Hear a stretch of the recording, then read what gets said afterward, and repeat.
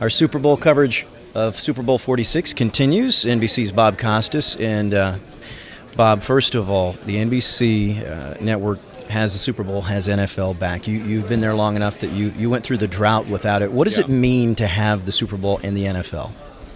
Well, the NFL is not only the number one property in sports, you could make a pretty strong argument it's the number one property on a consistent basis in all of television, and certainly the Super Bowl is the single most watched event in all of American television. Cumulatively, the Olympics, if you took it as a mini-series, but a single event, it's the Super Bowl. No network wants to be without it.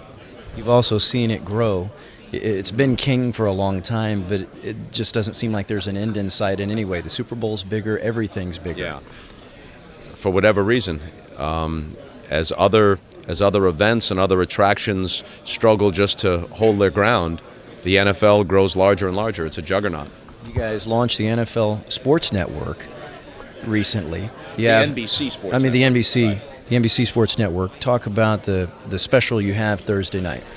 Well, we're going to do monthly shows called Costas Tonight that'll be devoted to issues and subjects of some depth in sports. They'll be entertaining, but there'll be a journalistic element to all of them, not unlike the shows that I used to do on HBO. And 4 of the shows each year will be so-called town hall meetings, like the first one, which is this Thursday night at the Indiana Repertory Theater, which is about the state of the NFL, and it's a 2-hour program examining all the issues, some of them pretty controversial, that face the league. And the guests will be players past and present, Commissioner Goodell, writers, broadcasters, people with points of view. And it's going to be live, so that can be very, very interesting. Live from 8 to 10, just like all the shows on HBO were live.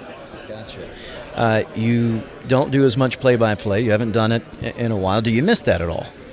Well, I do baseball play-by-play for the MLB network, but I haven't done any play-by-play on NBC to speak of since we lost the NBA right at the turn of the century. I missed doing baseball play-by-play quite a bit until I got back into it. I think the roles that NBC uses me in now are appropriate roles. You know, if you have Al Michaels to call the game, you don't need me to call the game. So we're fine.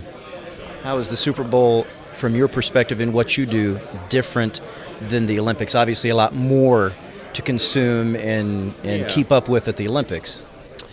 Yeah, you know, at the Olympics, I don't think that anyone in the audience expects me to know who the best platform diver from Peru is. If in fact the best platform diver from Peru is in contention for a gold medal, I'll find out about it and I'll know. On the other hand, these teams went through a whole season to get to the Super Bowl, and we followed them through a whole season. So Al and Chris know these teams inside and out, and the audience expects them to. In that sense, it's more manageable. Even though there are more players on a football roster than a baseball, basketball, or hockey roster, it's still a manageable number. There are more than 10,000 athletes who march into the stadium at the start of a Summer Olympics. Nobody expects, and if they do, they're out of their mind, that I will know who the top race walker from Romania is. I don't. Probably. I don't, and I do not plan to clutter my brain with this information between now and the opening ceremony, July 27th. All right, give me your analysis of the big game Sunday. How do you see it sizing up? It should be a close game. It should be a game that's in doubt to the fourth quarter, because that's the kind of game that these teams have played, and that's what the matchups dictate.